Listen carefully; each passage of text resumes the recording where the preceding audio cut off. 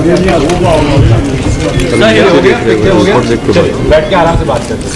अजय बैठ जाइए, फोटो पर बैठ जाइए सारे प्लीज। Thank you.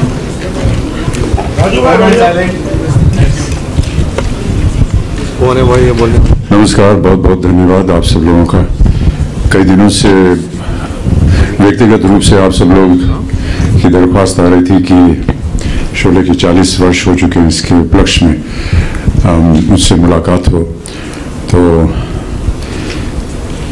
जितने यहाँ लोग हैं उपस्थित, उन सब के साथ व्यक्तिगत रूप से समय बिताना थोड़ा मुश्किल हो जाता है, इसलिए मैंने चाहा कि एक साथ हम लोग सब मिलकर आज बात कर लेते हैं।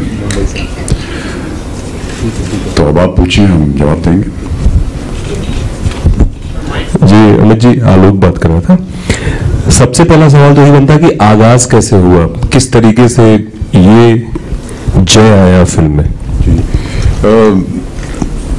सलीम साहब और जावेद साहब ने इसकी कहानी लिखी थी और मैं उनके साथ जंजीर में काम कर चुका था और वो हाल ही में रिलीज हुई थी।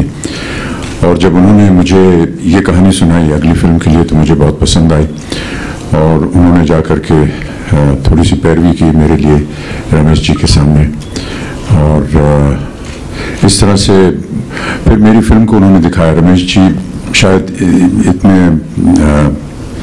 वाकिफ नहीं थे मेरे काम से और सलीम जावेद साहब ने उनको फिल्म दिखाई और उसके देखने के बाद फिर ये मैंने सोचा मैं निर्णय लेता हूँ। बीच में जब मुझे लगा कि शायद इसमें नौकरी मिले ना मिले, मैं धर्म जी के पास भी गया, उनके घर गया।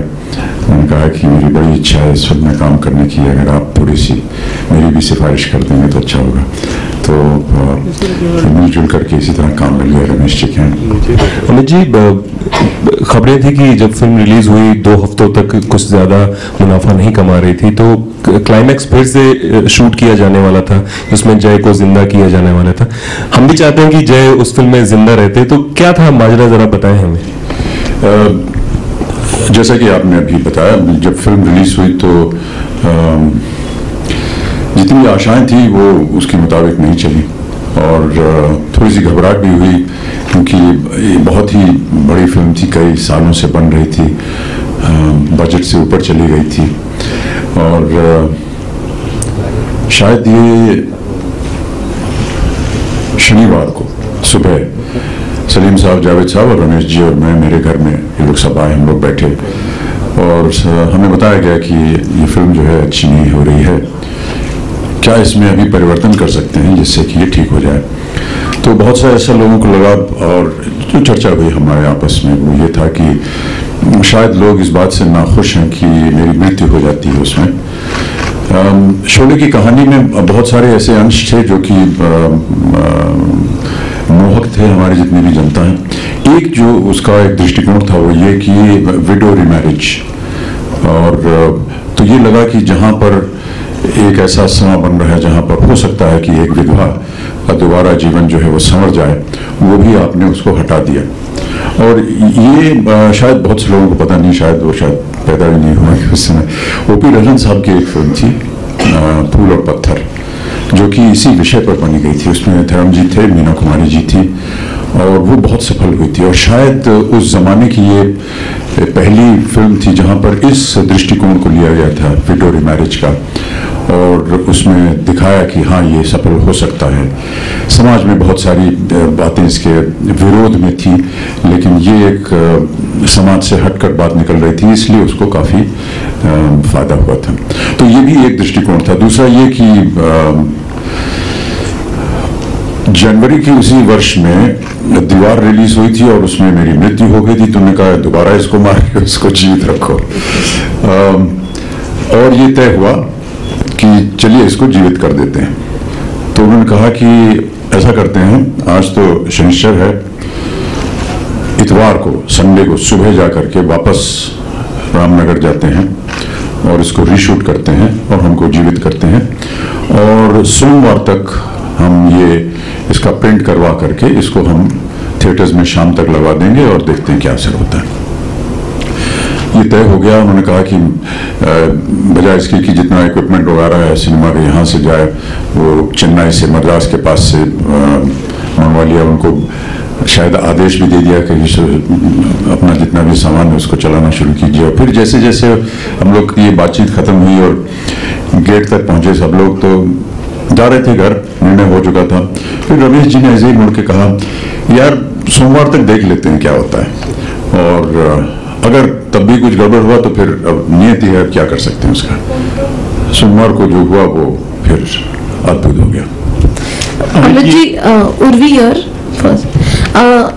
The film has, it's a hit even with the today's generation, and it has been for so many years. What, according to you, is there in the film that has connected with the audience even today, after so many years? I don't know. I've been asked this question many times, and I really have no answer for it. And some of the responses that I have given to the print media is that the fact that I'm sure you were not even born when the film was released. And the fact that you are sitting here and talking to me about Sholay just justifies the fact how important the film has been. Also the fact that, which is a known fact, that we get poetic justice within 3 hours. You and me will not get poetic justice in a lifetime, perhaps several lifetimes. But these are some of the factors. I just feel that the whole way that it was constructed, the way it was written, the dialogues, for the first time, we had a dialogue CD coming out rather than a music CD. And that shows the importance of the writers, the importance of the actors who performed it. Gabbar's dialogues were an amazing success, even on the release of the film, and even thereafter, and even now.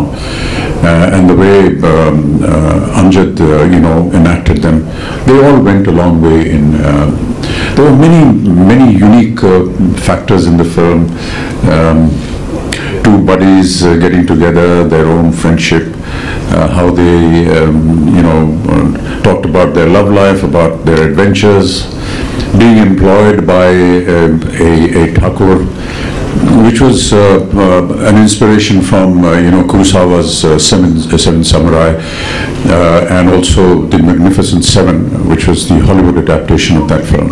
And all those films had done extremely well. And I just feel that the whole factor of employing people to take care of a problem and how they succeed just went very well with the audiences. But yes, the writing initially, the way it was directed, the way it was photographed, our action sequences for the first time in Indian cinema were conducted by a British group of stunt coordinators. Many of the things that the stuntmen did at that time were not seen, or the way that we were doing our stunts were different from how they did it. There was a lot of emphasis on safety. We used to, jump from second floor onto cement floors and, break our legs and ankles and hurt ourselves. But we learned how to jump on cardboard boxes, with mattresses on them, which provided a soft landing for you. We learned how horse falls have to take place. We used to, the riders used to have a technique of turning the neck of the horse and then making him trip. Or at times they would tie the horse's legs with a rope and pull it at a particular point, and then the horse would fall.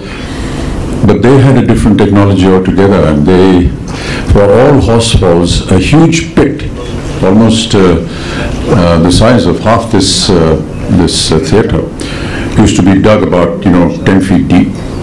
It used to be filled in with very soft mud, and on top of it used to cover with tarpaulin, and then you sprinkled grass on it. So the horse didn't know that he was going to land on something soft.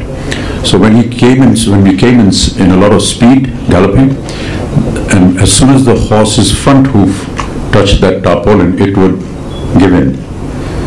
So the horse would crumble, and we had to jump over the horse while it was falling to get away and roll away. So that's how horse falls were constructed. There were many such, technologies, bullet wounds, gunshots. We used to fire gunshots, real blanks. and we used to put little explosives where the gunshot was supposed to explode on a chair, on a mountain, on somebody's body. But they had, you know, like chalk pellets, bullets made of chalk. So when you load it, they had special guns. So if a spot has to be demarcated where a bullet has to land, so while I'm standing there, I would duck out, and he would fire the gun at that point, and the chalk tablet would explode. So it looked like a bullet had hit it. So there were many such technologies, and also in the mixing of this film was done in United Kingdom, and they had, you know, fantastic equipment. The other factor, of course, I think was the screen, and the 70mm, the first film in 70mm, and that was just unbelievable. Many of the audiences, when we asked them, you know, what was it that you liked about the film, they're not talking about the story or the acting or anything. साहब वो coin इधर से उछलता था और आवाज उसकी इधर आती थी. So, you know, these were some of the attractive things about the stereophonic sound, 70mm, and people were actually, who used to sit in the front row here, were actually watching the film like this. It was a unique experience. Amit ji, यहाँ समय के साथ रहते कई फिल्में जो है outdated हो जाती है, वो शोले आज भी एवरग्रीन है. तो इसकी ये क्या राज है कि आज भी ये फिल्म एवरग्रीन है आपके हिसाब से? तो इसका उत्तर देना बड़ा मुश्किल है, न जाने क्यों. इसका जो एक कहानी का सार है वो मिस्टर कुरोसावा से पूछना चाहिए, क्योंकि ये जो सार है इसका और जो तत्व है ये वहीं से निकला. और उसके बाद फिर मैग्निफिसेंट 7 बनी, और उसी से इंस्पायर होकर के शोले बनी. समझ में आता क्या है वो. बहुत सी ऐसी फिल्म होती हैं जिनके बारे में कुछ कहा नहीं जा सकता कि क्यों ये सफल हुई. मुगल आजम है, देवदास हैं, ये सारी फिल्में हैं जो पुरानी, दिलीप साहब की खास तौर से, मधुमती हो, बिमल रॉय जी की पुरानी फिल्में हों, गुरुदत्त जी की फिल्में, कागज के फूल, प्यासा, इन सब फिल्में ये क्यों आज भी इतनी प्रचलित हैं, कहना बड़ा मुश्किल है. अमित जी, मैं सिद्धार्थ आज तक से. अमित जी इस तरफ. अमित जी, जब रमेश जी ने जिस वक्त स्क्रिप्ट सुनाई थी आप सबको, तो ये किताब में जिक्र है इस बात का कि ज्यादातर लोग जो थे उनका ध्यान ये था कि गब्बर का वो किरदार निभाना चाहते हैं. उनमें से आपने भी ये बात पहले भी कही है. तो बाद में जब अमजद खान साहब जिस वक्त शूटिंग कर रहे थे, तो अक्सर ज्यादातर लोगों को लग रहा था कि वो उतना अच्छा काम नहीं कर रहे हैं, और सलीम साहब और जावेद साहब ने इस बात का जिक्र भी किया था कि जिस किस्म की गब्बर की आवाज होनी चाहिए थी वो आवाज जादू बन गई. तो उस वक्त बतौर अभिनेता आपके जहन में क्या चल रहा था एक दूसरे एक्टर को देख करके कि क्या ये वाकई में किरदार को अच्छा निभा पाएंगे, क्योंकि उस वक्त उनके प्रति ज्यादातर लोगों का रवैया बहुत अच्छा नहीं था. आपके प्रश्न का जो पहला हिस्सा